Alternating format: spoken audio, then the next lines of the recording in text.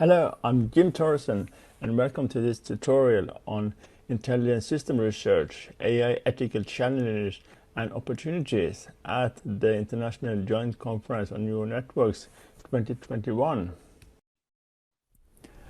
In this tutorial, I would like to start with an introduction and continue with some ethical challenges and considerations, look into how to address ethical considerations in research, and then go on with giving you some examples from the research at University of Oslo and how ethical considerations are a part of that work.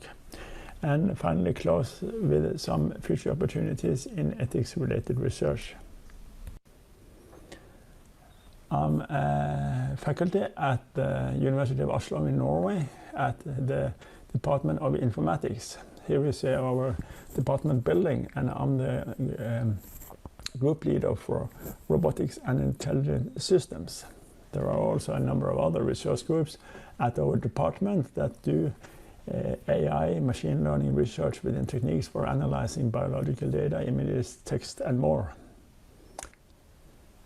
These are my colleagues in the Robotics and Intelligent Systems research groups, which contribute a lot to the work I'm going to get into in this tutorial. So I'm very pleased to collaborate with both all our good students, PhD students, postdocs, and fellow faculty colleagues. The focus of our research group is to combine hardware, biology-inspired computation, and applications. So working with putting together electronics, 3D printed and milled parts into robotic devices and robots, and work with different techniques from biology-inspired computation, like artificial neural networks, deep learning, and evolutionary computation, and also swarm intelligence, and apply this into various different applications like music, health, and care applications. And the focus area is to creating systems for demanding runtime environments, which means embedded systems, robots, and so on. Here is a brief overview of the research in our group. So on the top, you see we work with smartphones, providing adaptive and autonomous mental health treatment technology. We work with interactive music systems. In robotics, we work with robots for older people to the left, and to the right you see more fundamental research and in looking into how robots can adapt both body and control in parallel. And here we apply evolutionary computation, which I'm going to come back to. We have a number of research projects in our research group, funded by the Research Council of Norway. We also have a project to support collaboration on intelligent machines, which includes short-term mobility stay for faculty. That's both ways.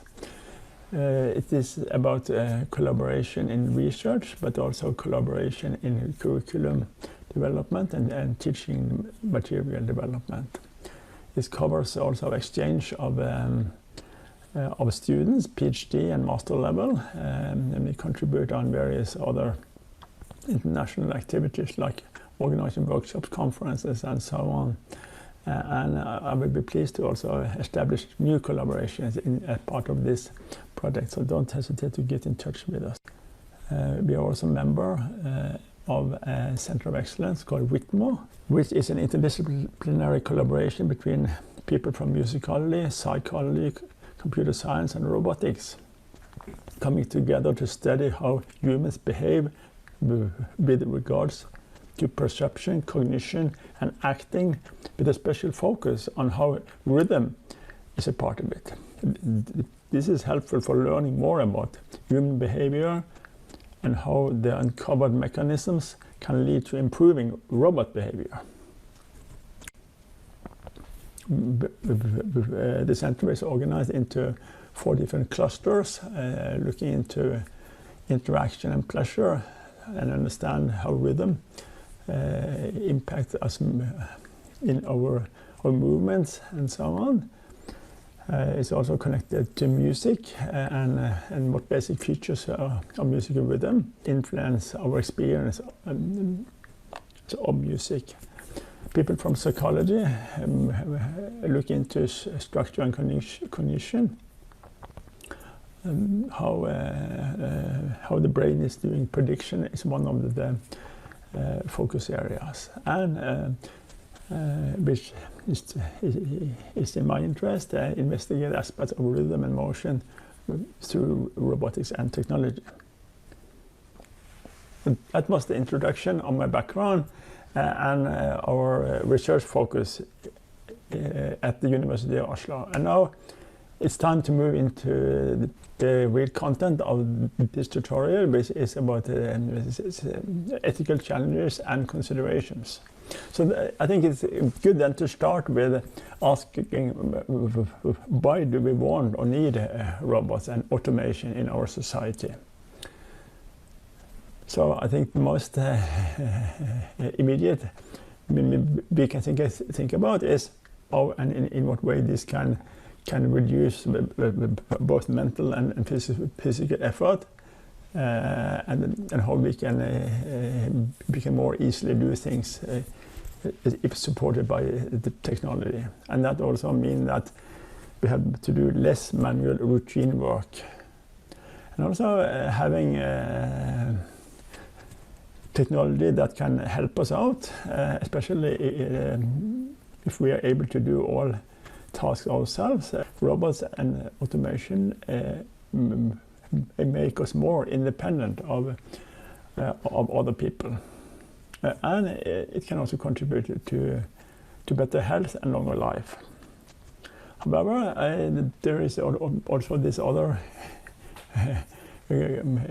consideration about why we not may want robots and automation, and this list is similarly long. There is this risk of these systems harming us physically. People are worried about the colder society, where we only interact with machines rather than other humans. These technologies can take jobs away, and finally also these devices and robots are collecting a lot of data that can be either distributed in an unwanted way or be misused. So there are a lot of things to consider,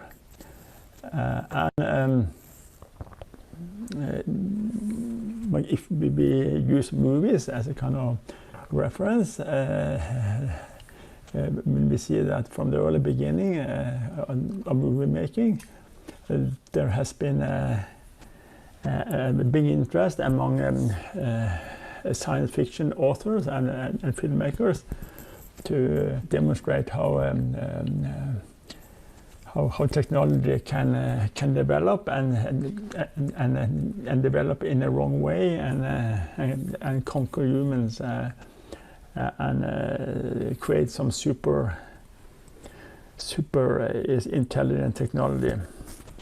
And it has moved on, and there's a long list of the dystopian movies that have been made and become very successful. So they have a kind of set the scene for the future of technology and a kind of grim picture.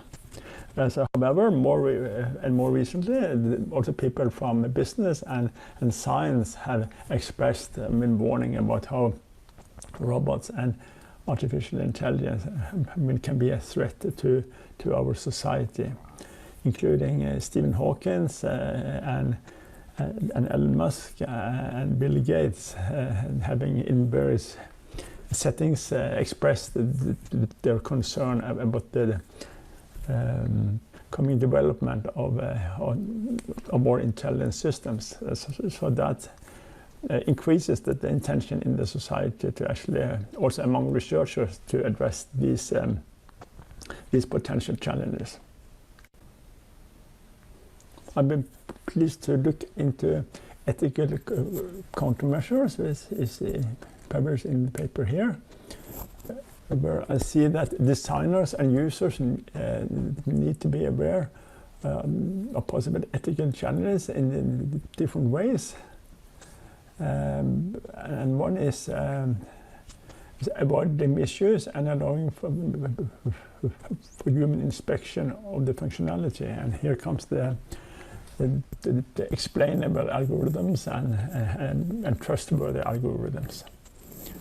The other perspective is that some systems should themselves be able to also do ethical decision making to reduce the risk of unwanted behavior.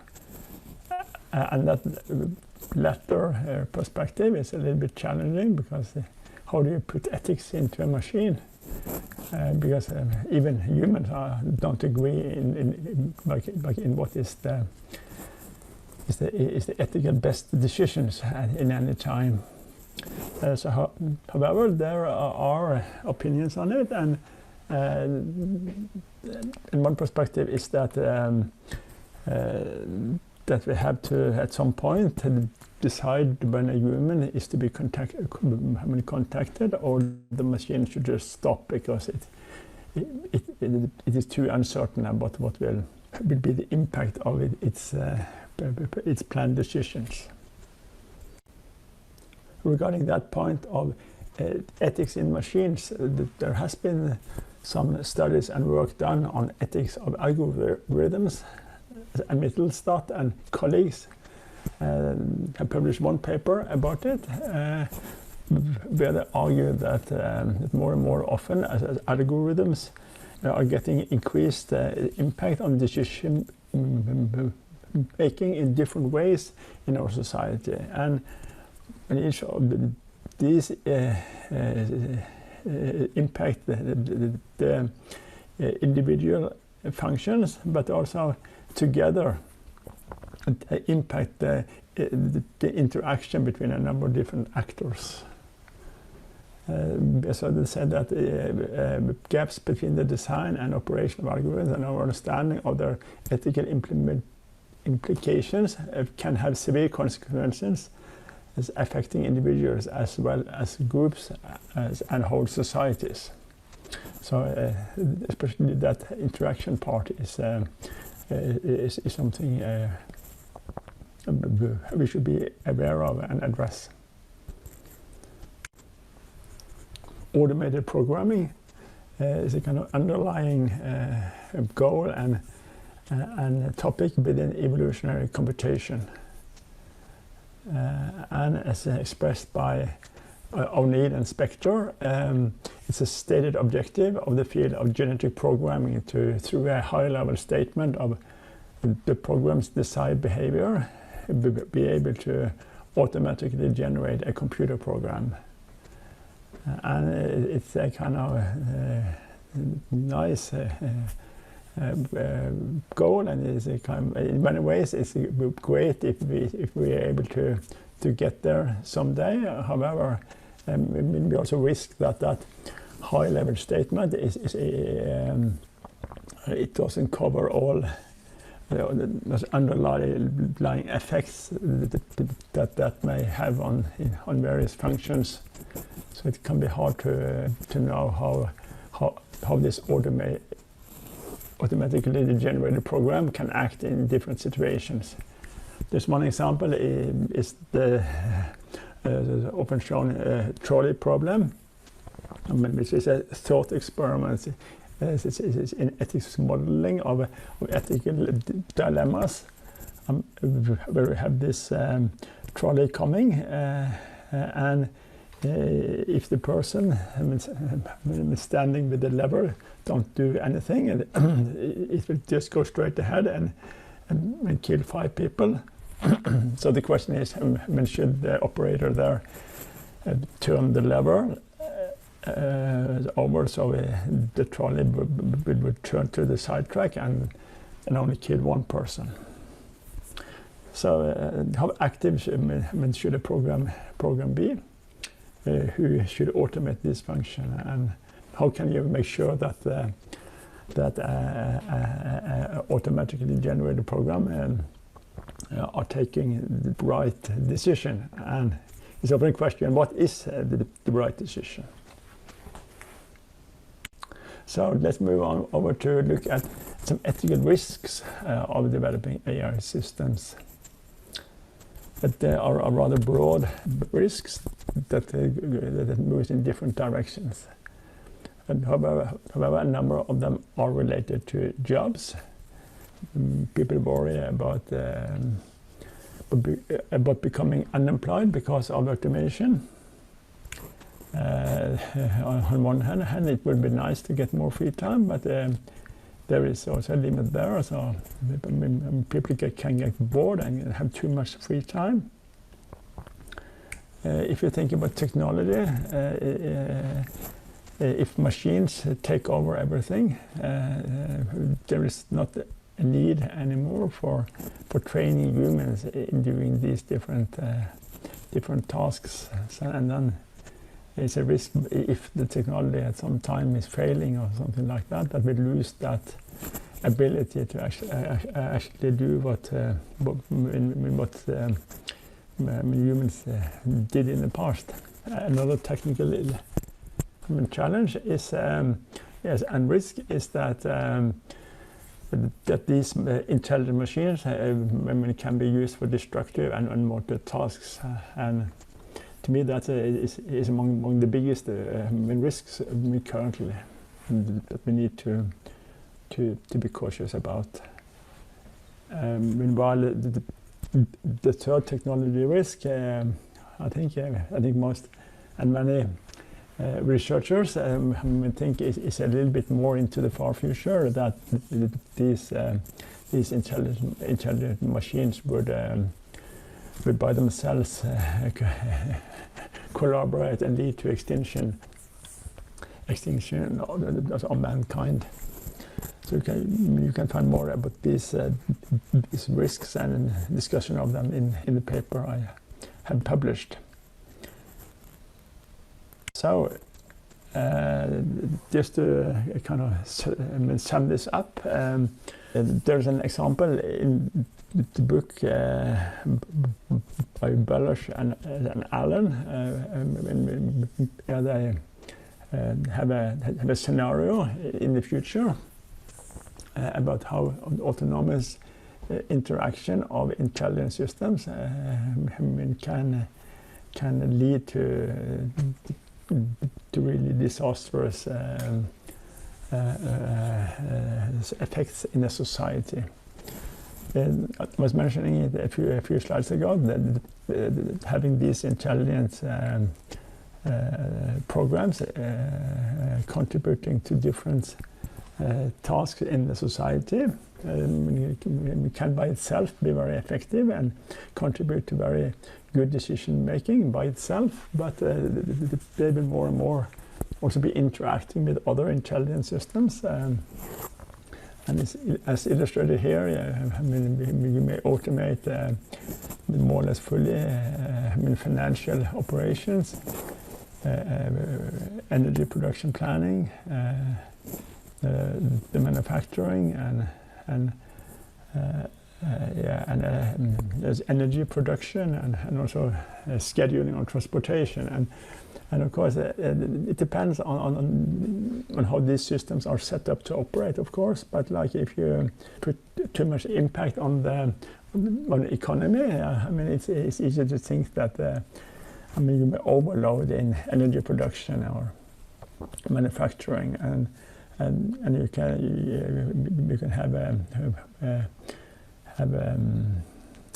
accidents or power outage and so on that will really damage a society and lead to really big challenges. So we have to be looking into, like when we make some intelligent system, how they can impact other systems that are also going to take automated decisions. So these different concerns have led to many researchers in all over the world getting involved in addressing ethics and artificial intelligence. And IEEE have a standardization process going, and similarly the ISO are working on standardization in the area of AI. Within the European Union, there has been a so-called high-level expert group on artificial intelligence, with a number of experts have looked at how European strategy can be defined on AI. It contains recommendations on future policy development on different issues related to AI, and they have prepared this report with ethical guidelines for trustworthy AI. It covers a number of different aspects, as you see here: human agency and oversight, technical robustness and safety, privacy and data governance, transparency, diversity, non-discrimination and fairness, societal and environmental well-being, and accountability. And they say that all these need to be continuously evaluated and addressed through the future intelligent systems and through the lifetime of these systems. I myself are pleased to be a member of the Norwegian National Committee for Research Ethics in Science and Technology, for short NENT, which is a committee addressing research ethics in general.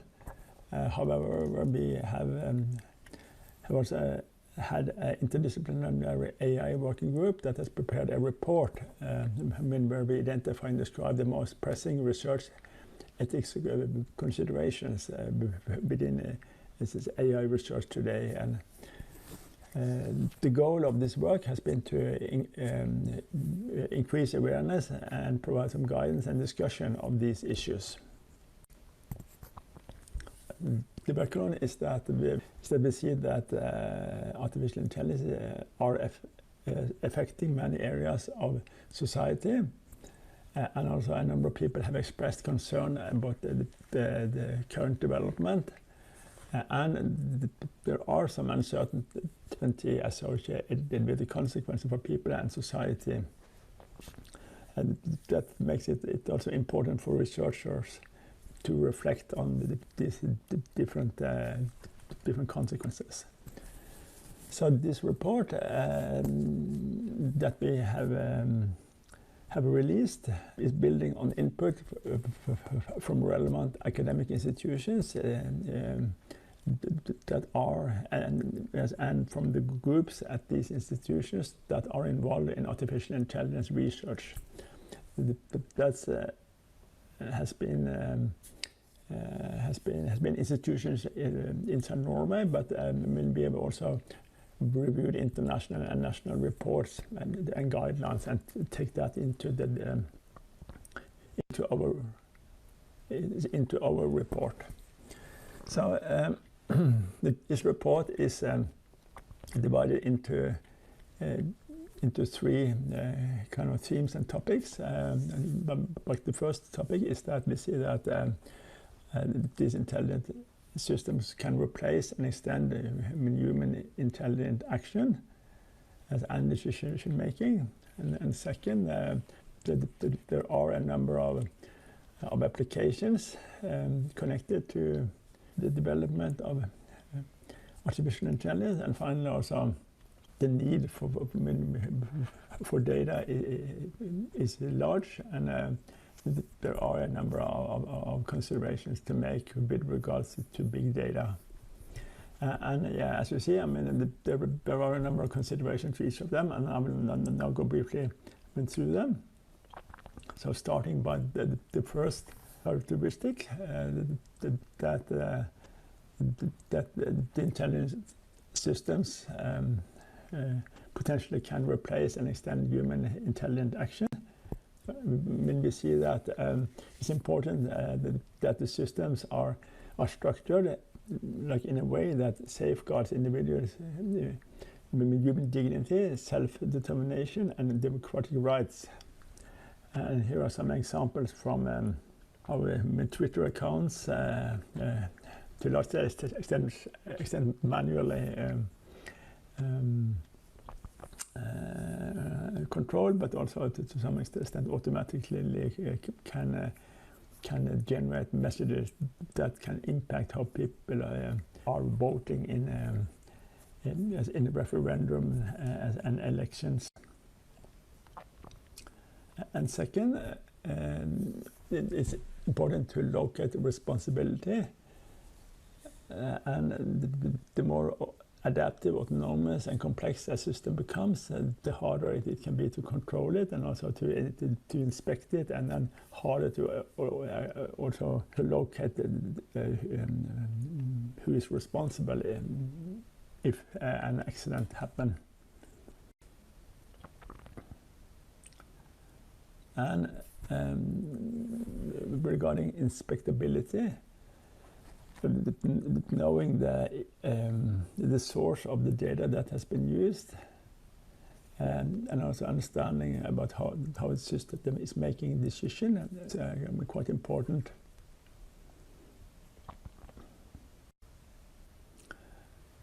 And research dissemination.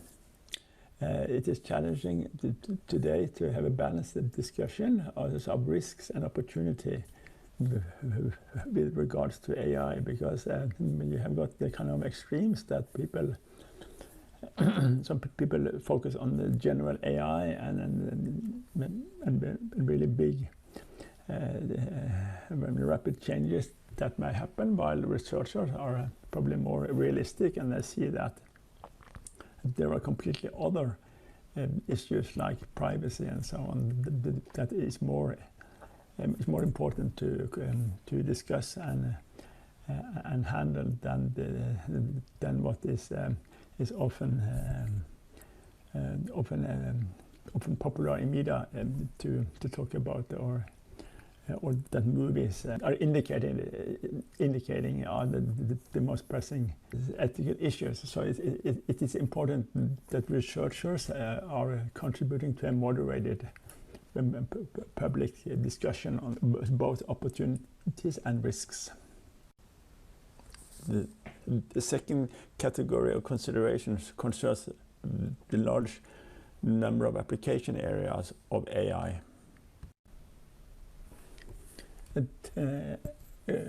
Considerations related to applications are concerned with the many impacts it can have on our society as a whole, and one of the perspectives are there to recognize uncertainty and also unpredictability associated with intelligence systems, and that we see that there are many dimensions related to how they are trained and how they are applied.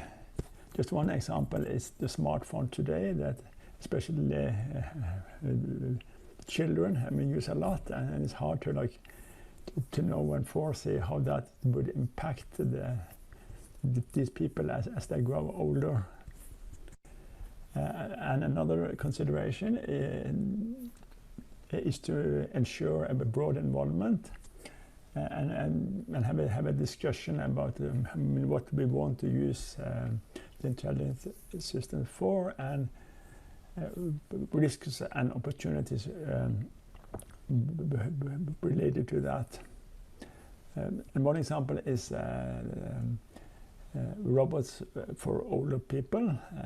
Is that something we think is beneficial, or there definitely are some ethical discussions there, and it's important to involve all stakeholders early.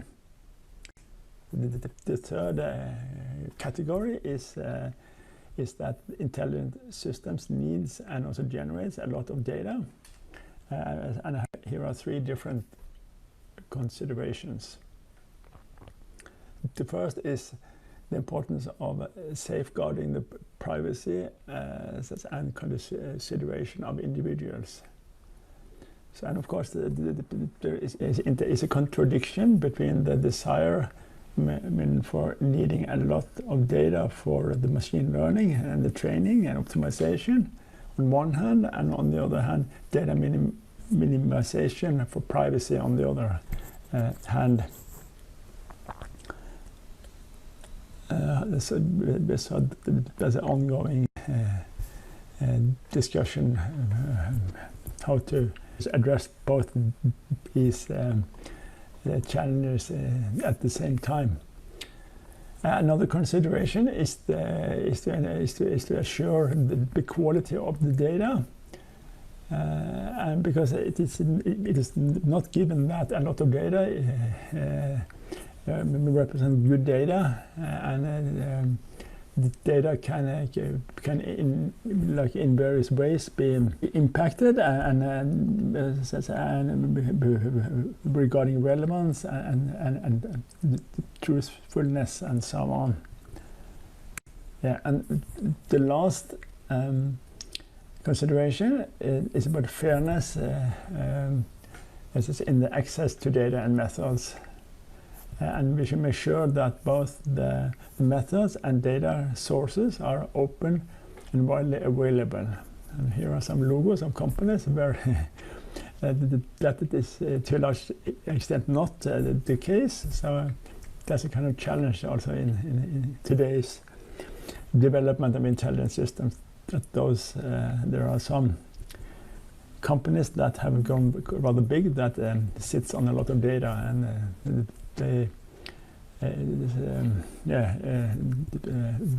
people on the outside that don't have access to other data nor the methods that are applied.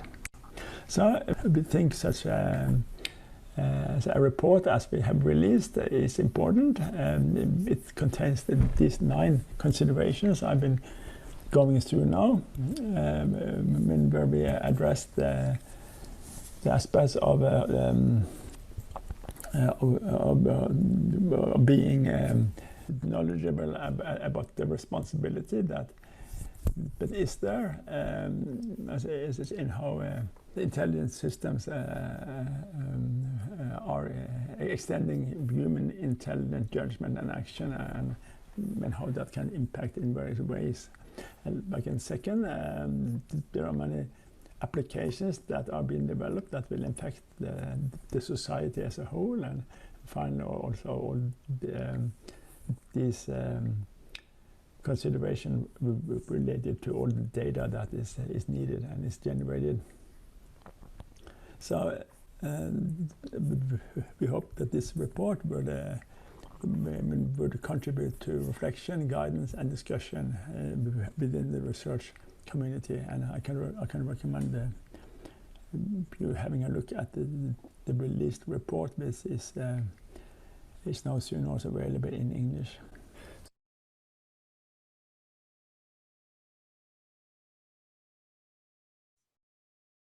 Yes, hi again. So I made a stop in the video because we are now moving into look at some examples of how this looks in research.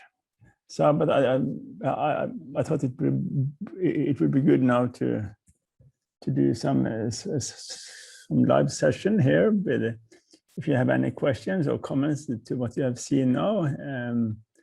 Did you feel it was complete this list of considerations, or other some that you believe is is important to address that hasn't been covered in there? I'm happy to hear from you, or whether you have any questions. So of course,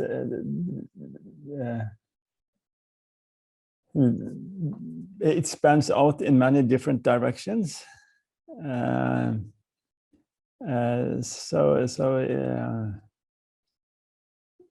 the first are kind of broad, and the second is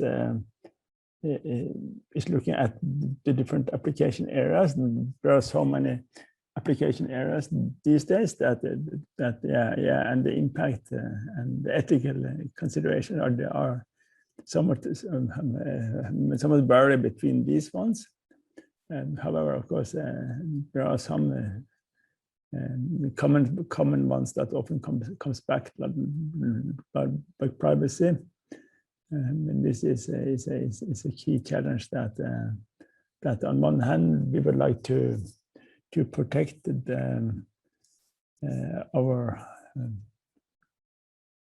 our own person, but on the other hand, to make good systems, it's important to have much data from machine learning algorithms.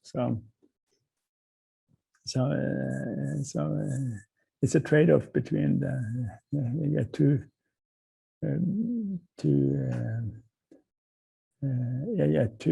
two conflicting criteria. That's hard to get. Okay, you cannot, or for some applications, especially in the health sector, it's hard to get both strict privacy, but is often preferable, and also be able to train some systems effectively if you don't have the if you're not able to collect those kind of data. Okay, so are there any questions from anybody or comments? Feel free to unmute yourself now and just speak out. So yes, I've got one comment. In fact, actually, okay. Actually, I'm a bit now in a sort of privileged position because not quite. I mean, I was an intern at the European Commission when the higher level expert group published their guidelines on ethical AI, and it was actually and my work was as an advisor for this high level expert group on some some commission public workers on some sort of on these themes of AI and ethical concerns. And one of the talking about media in films, one of the main films that I think treats AI and the ethical issues that can rise from it very fairly is it's a bit old. It's I, Robot from the mid 2000s, I think. With it's an adaptation of Isaac Asimov's novels. It's a bit of a free adaptation, but however, in any case, it portrays Isaac Asimov's famous 3 laws of robotics and their shortcomings, which is very important because now that you've presented this this talk, I see that one of the considerations that weren't brought up in 3 laws of robotics, and it's actually part of the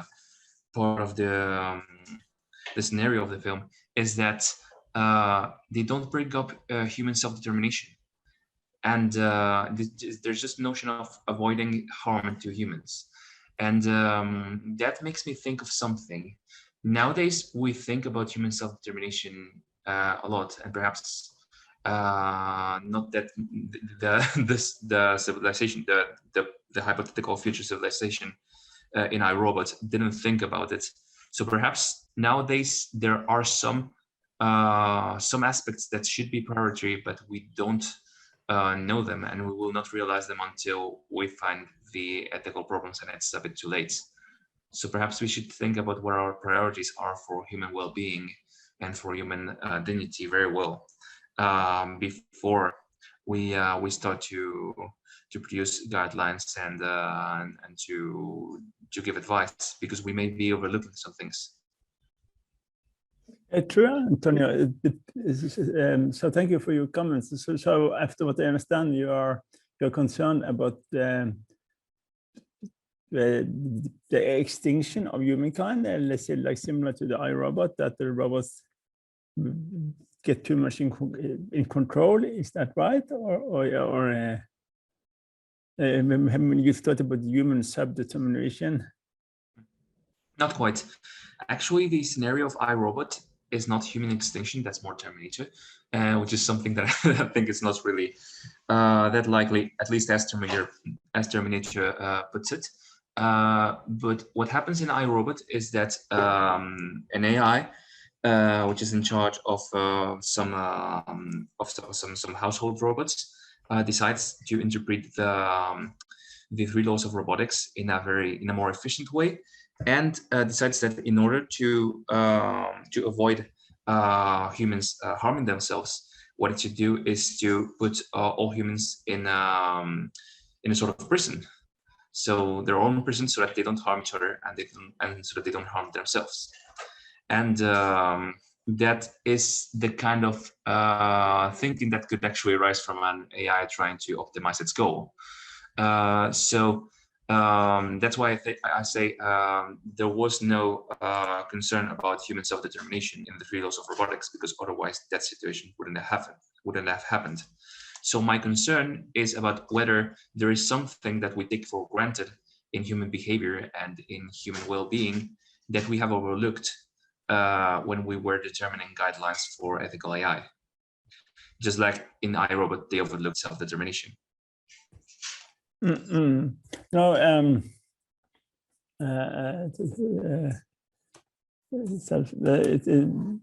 it's important to take in account that that humans are like reacting differently, and they have different preferences and so on. So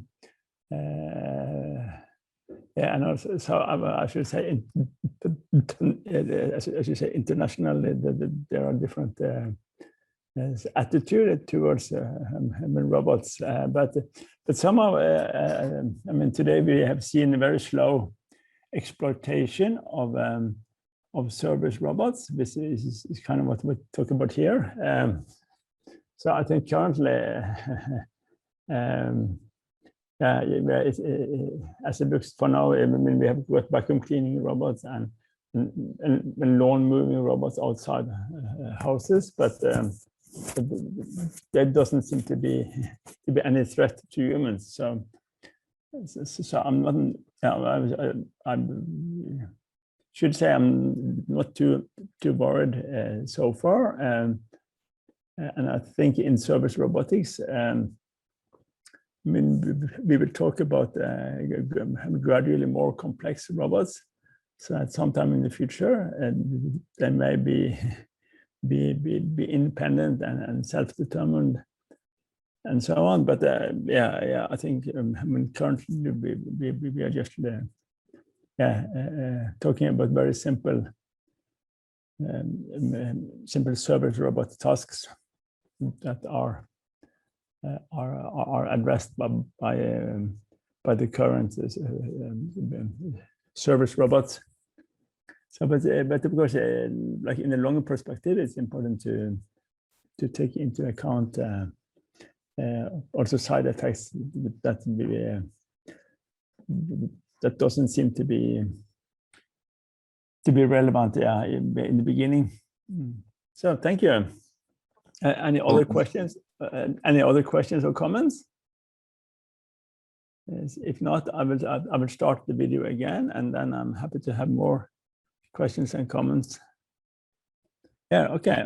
There's now a question from Kawamoto-san. Is there any research that mathematically define properties of AI ethics? Privacy and fairness of machine learning have been studied recently a lot. Some properties are defined mathematically and measured. No, true. So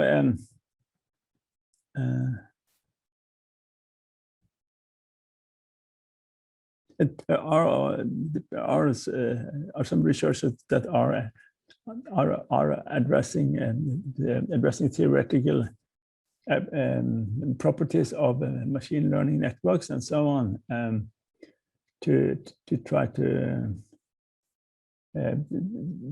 study the deterministic features as well, because that is, of course, the challenge of these AI systems, that you train them on data, and it's hard to predict the behavior for any unseen combination of the inputs. And if you make them deterministic, they are rather simple.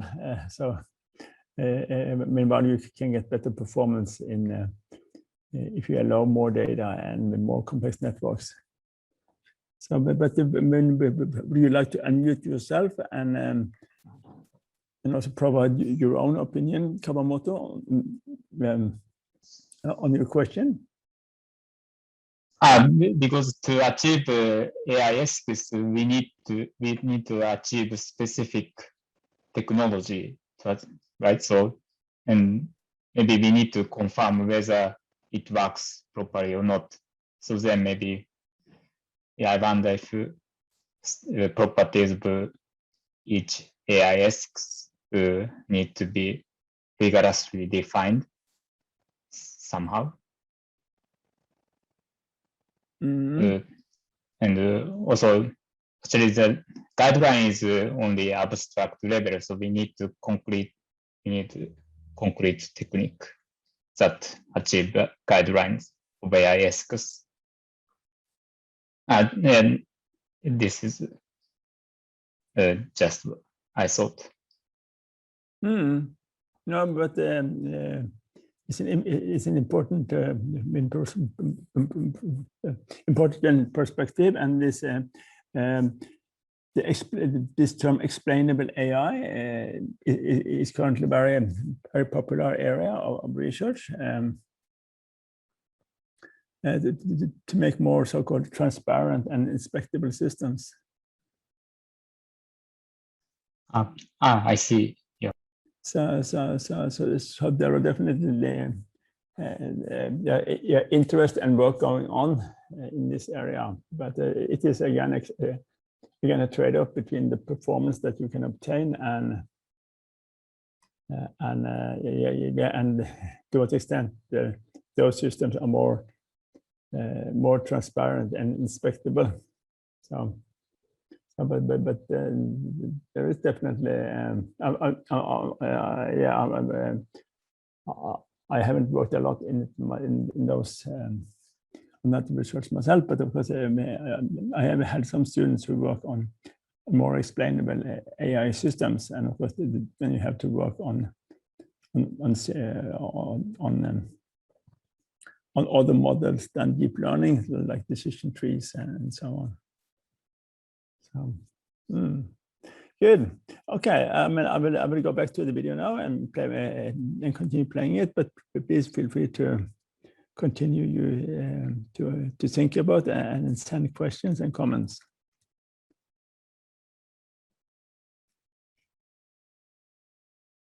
All right, I think I stopped. Yeah.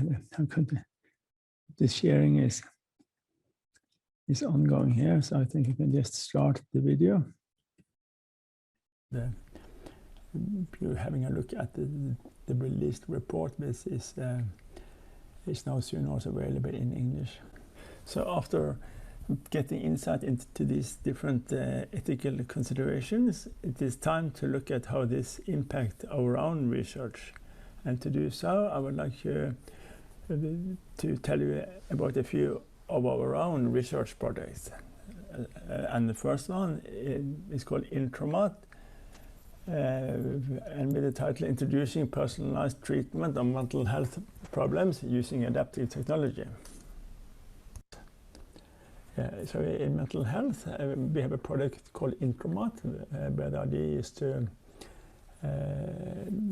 increase access to mental health services for a set of different mental health problems through developing smartphone technology that can guide and train patients in recovering from mental health challenges. Yeah, and the challenges that we address in the project are the following. It's bipolar disorder, ADHD, depression for adults, and social anxiety disorder for children and young people, and psychosocial support for women recovering from gynecological cancer. The mental health technology we are going to develop are based on taking input from sensor watches and sensors in smartphones, and also to look at the interaction data and so on from the smartphone. And as you see in the bottom figure, take all this multimodal data, combine it with machine learning to try to find out what is the current mental state of the user, and even better, can we make some predictive models and forecasting models to tell about how the state is going to be developing into the future. And also a part of this technology is intended to give the user some training on their smartphone, and to do that at the right time. It's also important to find out what is the current context or where is the user currently located, so you can remind the person about the treatment program at the correct time. So if the person is at home without anyone around, it's a better time for doing some training rather than if you are out on some public transportation. For both the daily rhythm and also how the mental state changes is user specific. So the idea in the project is to provide some adapted treatment. And in this research project here, privacy is definitely the biggest challenge and ethical challenge, and that impacts also a lot our research. On the first hand, that is about access to data, because this project is integrated into a hospital, so it's inside the clinical treatment program, and for that there are very strict rules putting limitations on access to data. So that means that those that have got some data, they have spent a long time both getting approval for collecting the data, and they also normally spent a long time to collect it from different patients. So when you are lucky to have some data, you publish on them yourself, but due to regulations, you are not able to share the data, and also they are quite valuable to you, so you prefer not to share them for that reason as well. Another challenge with this kind of data that is collected from sensor watches and smartphones is the lack of labeling data. So you collect data about motion or some other physiological data from a sensor watch. However, you don't know what is the current mental state in that point of time. So it's important to have some way of getting input from the user about how the person is currently feeling. So it is common to use so-called self-reporting, where the user fills in a questionnaire. However, you cannot do that too often, because most persons would opt out of such a program.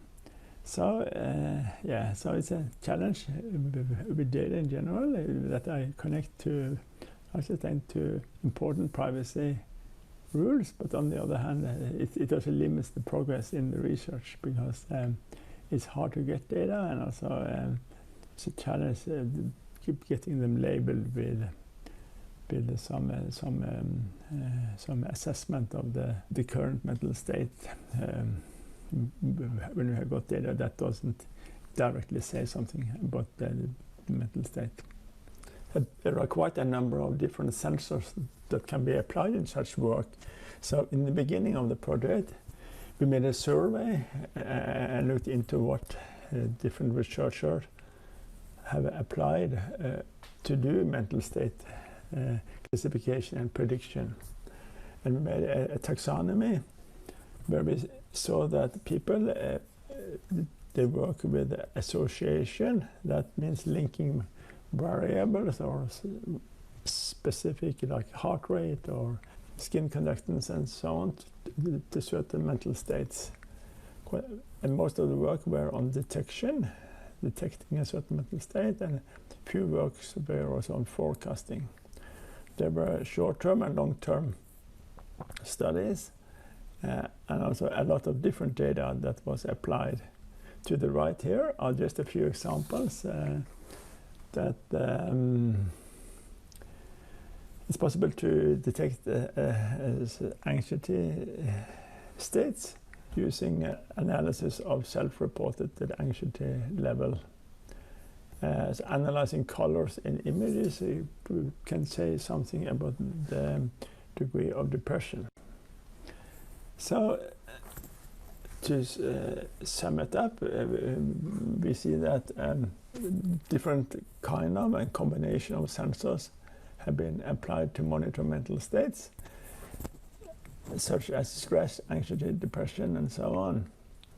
And it's most common to apply the so-called physiological data, which means like heart rate, everything that you measure close to the body, like heart rate, skin conductance, and so on. And also inertial sensors like accelerometers that detects motion. And these are typically found in smartphones.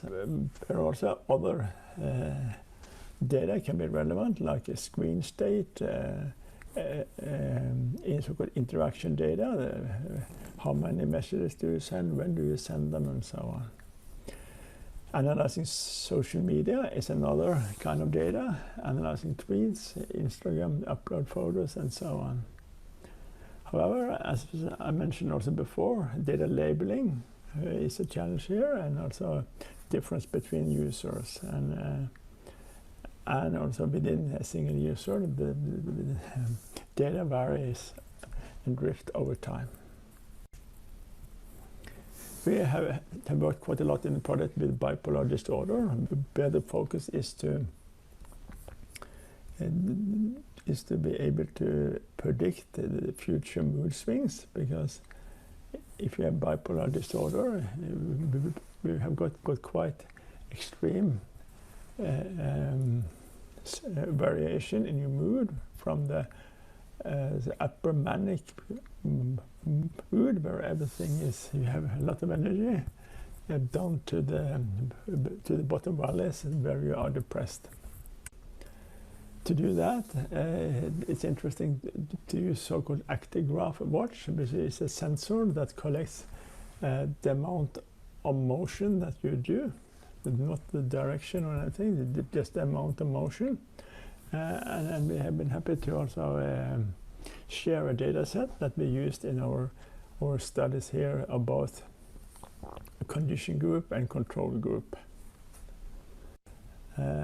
Here are just an illustration on how activity can say something about depression. So on the left side we see the healthy control group, where there are quite a lot of activity or motion, and on the group of people in depressed state, there are less activity. And we were able to distinguish between these groups with a fairly high accuracy. But the best was with RF, random forest, and with a smart technique to balance between the different numbers of data in each class. Social anxiety is another challenge, and in this work the participants were using virtual reality to be exposed to a virtual classroom, because it's a study on how to treat the fear of public speaking. And our goal from the computing side was to look whether we were able to extract the heart rate just from the head movements of the virtual reality device. So here you see how the classroom looks with quite interested students in the front, and some more bored students also around in the classroom. And of course, the bored students can make you get increased fear of public speaking. So to get a reference, heart rate was collected with an Empatica E4 watch, collecting also skin conductance and motor activity. But in this study, we used only heart rate, because heart rate is connected to anxiety level. So if we are able to classify and say something about the current heart rate, we can say something about the current social anxiety level, and use that to adapt the training accordingly. So we saw that we were able to obtain the best case also here with random forest, below 5% error for extracting the heart rate from the VR headset head movements. There are a lot of ongoing work in this project, and we are developing together with partners several different apps, where the apps contain some training modules with text, speech, and video, and also where it's interesting to track how a person is following up a treatment program, and also be able to do labeling through self-reporting and the different kind of sensor data. And of course, we work with 5 different disorders, so it's beneficial if we can transfer and reuse what we develop from one disorder into another disorder. So, but it takes a lot of caution in this kind of research. It takes patience to get the or persistence to get the needed approvals, as well as also to get the approvals. You need to guarantee the safe storage of your data. So we have had to use the most secure storage in our university, as well as there has been set up some secure storage in the hospital, which is in charge, Haukeland Hospital, which is in charge of the project. Some inside the hospital servers that offer secure data storage, because having this data being accessed by unauthorized people is really bad.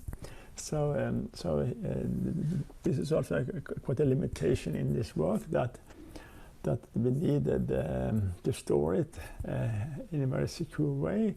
So using cloud services abroad and so on is not a question. It's out of the question. So it takes some effort also to just setting up these kind of server solutions. And maybe even better way of illustrating the ethical concerns is if you work with mobile robots and older people, which we have done in this project called MEX, a multi-sensor elderly care systems project, funded by the Research Council of Norway, where the idea has been to equip a mobile robot with various sensors that can sense the older person from a distance, and by having this robot in the home of an older person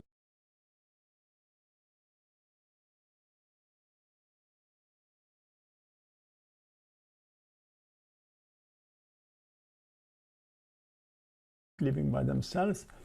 The idea is that the system should act as a kind of automated safety alarm that can notify caregivers or children if there are any emergency or abnormal situation coming up. And the motivation is based on this prognosis about the proportion of older people in the society that's increasing year by year, and in what is for us far future, we'll see that this trend will continue. So it will be less and less younger people that can take care of older people. So we have to think about how technology and robots can be supporting as older people. And of course, there are a lot of ethical issues here. And if you just ask the very basic question, would you like to be surrounded by robots rather than humans? I think most people would be quickly responding, thinking that they would prefer other humans. So, however, if you turn the question into, would you like, with some help from robots, to be independent with regards to your key needs, like personal care, eating, and transportation? It becomes a kind of different perspective, because today we use Google for helping us out with finding information and giving answers to information that we need, and similarly robots can help us with our physical needs in the future. And many of us would prefer to just have a robot around that we can ask at any time, rather than having to burden a caregiver to come to our house to help us with these kind of manual and regular tasks, if we had some time are unable to do them by ourselves. Yes, I'm eager to hear from you what you think. This is about our own future. The younger you are today, the larger is the probability that you will be surrounded with some service robots when you when we all get old. So it is time now to both develop some good technology, but also have opinions on what kind of tasks that we think robots are going to be helpful, and to what extent there are tasks that are specific to humans only, that we would not like to delegate or have a robot to do. So I'm happy to have any comments here or questions. So feel free to just unmute yourself and speak out. What do you think about? So today, we have some simple robots in our homes, or have access to them at least, like washing machines and dishwashing machine and so on. And I think we will not like to get them removed from our our home because we have got used to them. And also, of course, I think that that's also a key thing about the service robots for old people, that we need to get accustomed to it at the time where we are functional, so that later we can trust the technology because we know how it's working.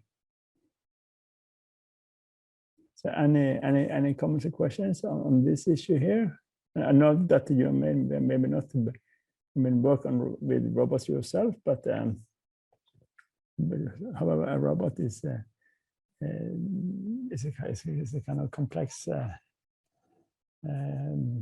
system that is both dependent on sensing and control.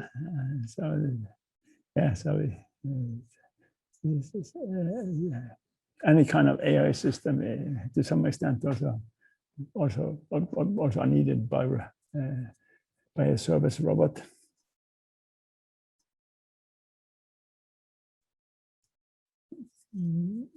No. Okay, no questions or comments. Okay, then we will continue playing. Yes, actually, please. Yes. So there's actually one question. Sorry. So I really like these projects. In fact, mental health and how specifically how the impact of mental health that the COVID-19 pandemic and the lockdown has had on many people is an issue that really I mean it affects me. It's an issue that I would like to see some research done on, and I think artificial intelligence can also help with this. And seeing how in your lab you use virtual reality as one of your tools, one of my interests is in the field of procedural content generation. And normally this is a field that uses AI to generate things like video game levels, but perhaps it could be used in the treatment of mental health, perhaps to put patients in a scenario or in an environment that could improve perhaps their mental health, and that is designed by an artificial intelligence. Just letting the AI design a virtual environment for the user to, for instance, feel calm or treat depression issues or anxiety issues in some therapeutic way. Yeah, true. That's a good point. And yeah, I think any kind of physical system, it will give you some different impact than just looking on your smartphone or on your laptop. And then virtual reality is, especially among those that hasn't used it before, it feels very special. So of course there is probably this challenge like we also have in robotics with called novelty effect, that in the beginning it is very effectful because you're not haven't experienced it before, and it will give you a lot of feelings or experience. But as you get used to it, it doesn't have the same effect. So of course, but the benefit also of virtual reality is that you can adapt what you see, and you can adapt the strength in the exposure that you get in these images and these videos that you see. So yeah, true. So I think virtual reality is a good complement to real physical robots. Indeed, thank you very much for the answer. I think I found it really useful. I like how physical interaction. You found that it still remains very important. Nevertheless, although you still use virtual environments. So thank you very much for your answer. Yeah, Ben, thank you for your question and comment, Antonio. So that's nice. Any other who have anything on the mind now? If not, I will continue finishing the video, and then we have a session also in the end for some more questions and comments. So this is much about intelligent systems. Our next project, it's about sensing a person from a distance and using various sensors. And we think that by putting all the sensors on a robot, we can increase privacy, but also increase accuracy, because the other options of observing a person is either using variables to be carried on the wrist, or have some fixed mount sensors in a room. So that is the motivation. However, here are a number of ethical concerns that we have been interested in looking into, and those regards privacy, security, safety, and also potential lack of contact with other humans. In this project, we have had a very good team of interdisciplinary researchers, and some working on user needs and preferences, having workshops and sessions with older people is in a housing facility for older people in Oslo, and we have people working on robot sensing and robot control, like in parallel. This housing facility is called Countermeasures Plus, and it has been fundamental to work in this domain of user-centered design or participatory design, where the users are also closely into the loop, and also doing this interactively through the project. Privacy is one of the big challenges if you think of having a robot in your home. I would be happy to be looked after, but I don't think I would be that happy if I knew that someone else can observe me all the time through some vision sensors on a robot. So it's interesting to look at how to avoid unwanted distribution and misuse of this data. And there are two ways of mitigating this challenge. The one is sensor type. If we use a regular RGB camera, it will be able to see a lot, but if we can manage to do the same with some other, like 3D camera, thermal camera, and these other alternative sensors are collecting less privacy related information. And on the other hand, the processing, if we do that locally rather than sending it over internet, it will also be contributing to improve privacy and reducing the risk of data coming into wrong hands. So in this project, we have looked at the various different sensors, and one is a new sensor on the top right here from Novelda. It's an ultra-wideband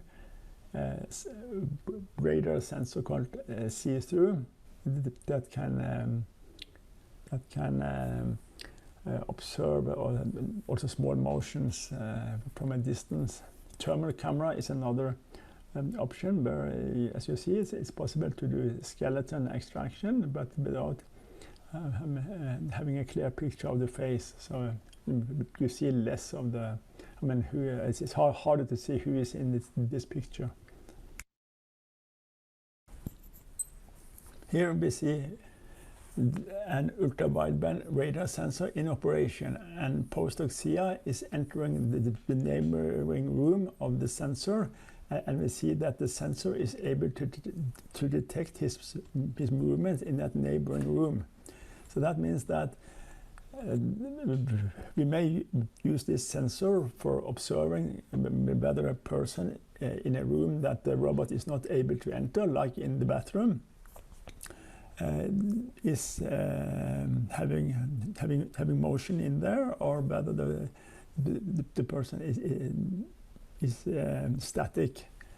That's a kind of good capability. On the other hand, it also raises potential ethical questions since normally you would think that you are out of sight if you don't see the robot. However, here the robot is able to some extent see you also when it is in another room. However, the information in the sensing here is very low level. It is about detecting motion or no motion. Security is to some extent connected to sensing and privacy, but also to the control. And it's important to add like a regular password and authentication to this, but also it's interesting to do some external user assessment and to consider to what extent this person that are asking for access is really needing that access, who is wanting the access, and I mean, what is the current situation, like in the home, or is there a good reason for this person getting access? Safety. Robots are physical devices, so and the robots are going to operate very close to humans. So it's important to look at different techniques for mitigating this safety risk, and of course learning about how a user are having daily activities, and how a human is functioning, the speed of response, and so on. It will help building a human aware robot, and also have explainable systems, transparent systems. It will help to improve the systems over time. Safety. Robots are physical devices, so and the robots are going to operate very close to humans. So it's important to look at different techniques for mitigating this safety risk. The fourth main concern is about the lack of contact with other humans. The thinking here is that robots can take care of routine work, the manual work, and free time to the caregiver to actually talk to the person or and interact with the people that they are providing care for.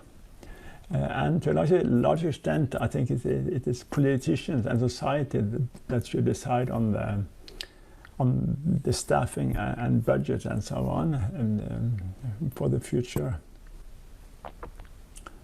And the other perspective here is that if machines are doing a lot of our jobs in the future, everybody would get more time to actually integrate and interact with their family members in the future.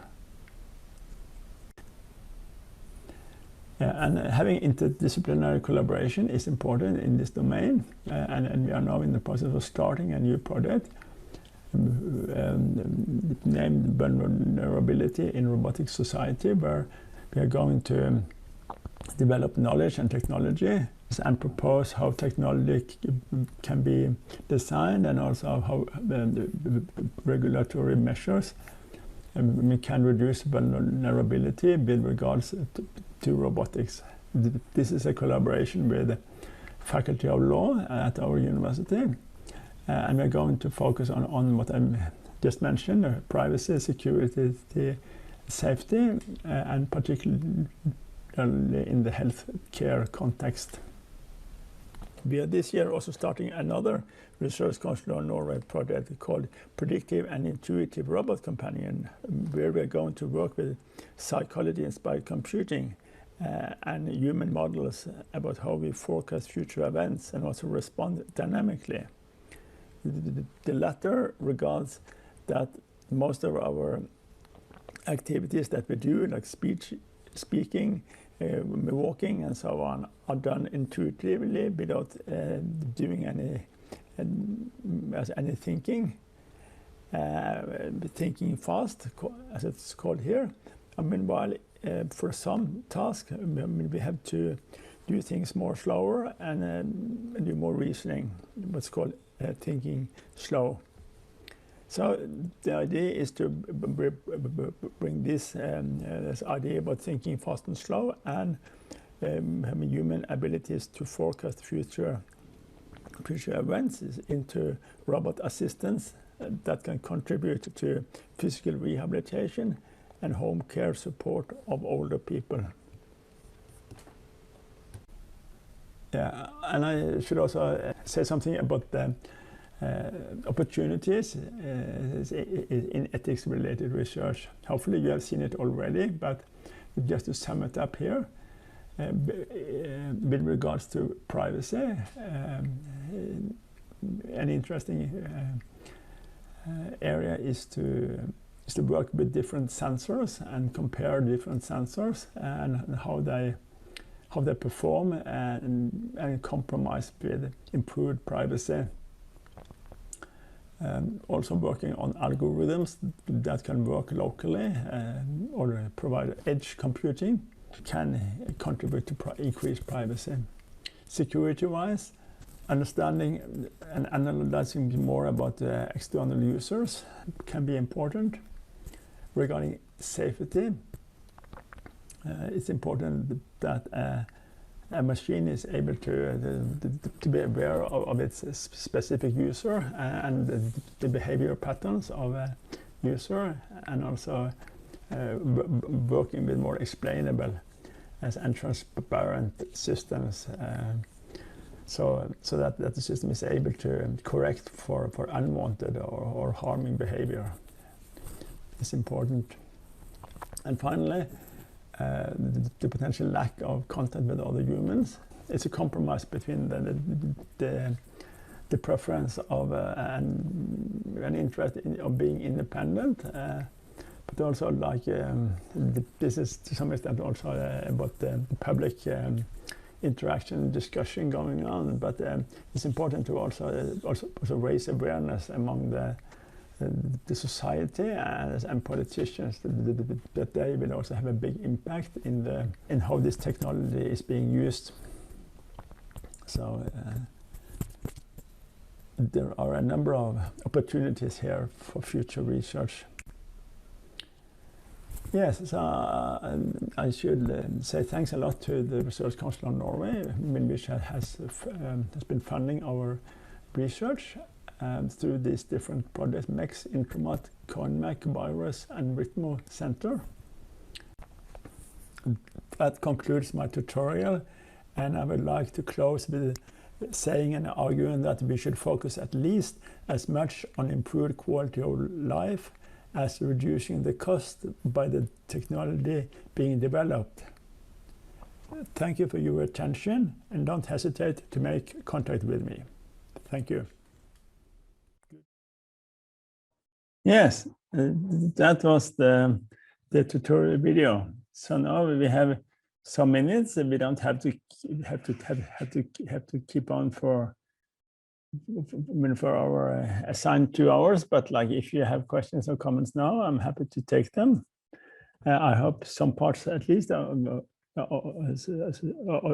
this tutorial was of relevance to your work. And if you have specific questions that are connected to what you work on yourself, I'm happy to try to answer them now afterwards. So I will also stop sharing, and also feel free to also turn on the camera if you don't mind. And if you have questions or comments, it would be nice. So yes. So anybody who have anything to ask about or question, this area of AI ethics is a broad area, and it's also progressing. yeah, and make progress into the different directions. So of course, as the AI systems are getting more advanced, it becomes more important that they are also able to do reasoning themselves, and also be able to determine when there are some critical situation where that they should be more thorough reasoning, and potentially also stop their operation, whether it's a self-driving car or a service robot at home.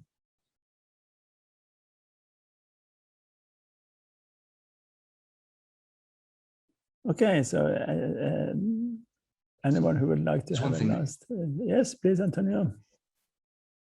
Yes, just one thing. I'm really interested in the projects that you develop at your lab, and if it's possible, I'd like to have some information on mobility and or internship possibilities. Where could I find this information? Yeah, so if it is about doing internship in our lab, then I would recommend you just please send me an email. So I can just a second here, and I will. So I have my web page here, and there is also my email address, but I can also. But please then refer to that you participated in this tutorial, because of course we get a number of requests. But in general, like if you can bring your own, or if you have your own support for traveling and accommodation, we are normally and it is a researcher or student who work with related things to our group, which is robotics and embedded systems. We're happy normally to invite, and also as I mentioned in the beginning here, we have this project called COINMAC about international collaboration that can support international activities, and that can be relevant for activities like this tutorial here. But now it is online and virtual, so the cost is very limited. But like if we have had a real tutorial at a physical conference, it can cover travel costs for invited speakers and so on. Okay, don't worry. Just I just wanted to have the information. It's not clear if I'm going to actually consider seriously mobility, but just to have the information, and in case it's possible for me to like afford the travel expenses and the stay expenses, I may look into it, and I might decide if in the end. I think it's also very useful for if anyone is interested here in the workshop, in the tutorial, in doing a collaboration with with this lab, because I mean, it's really interesting. Thanks a lot for everything. Thank you, Antonio, for nice words, and always. I'm always happy to interact with people with similar interests, so don't hesitate to make contact you or anybody else here who have been attending, and that would be nice and interesting. So anybody else who would like to have some closing question or comments? Otherwise, I mean, I'm happy to also round off. We have now kept on for 1 hour 45 minutes, and it's. It takes some patience to sit in front of the laptop for a couple of hours. So I'm also ready to round off now. If you don't have any more questions, and it has been I don't see or hear, so feel free to just unmute yourself now. And if I don't hear anything, I should also say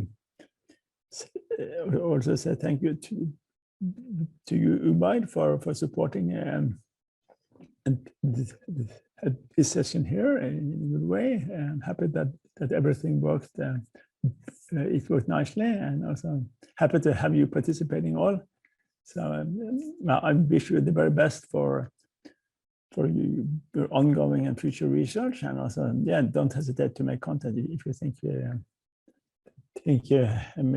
are things that can be discussed, or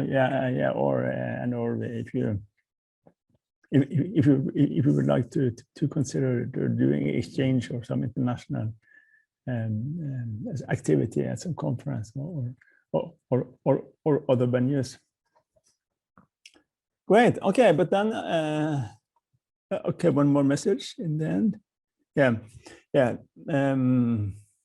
So great having you all here today. So all the best to all of you. I hope you stay healthy onwards, and that the pandemic is now fading away, hopefully, and all the best for to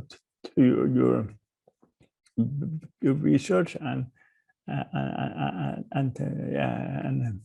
hope to see you also in the future at some physical conference, which would be nice.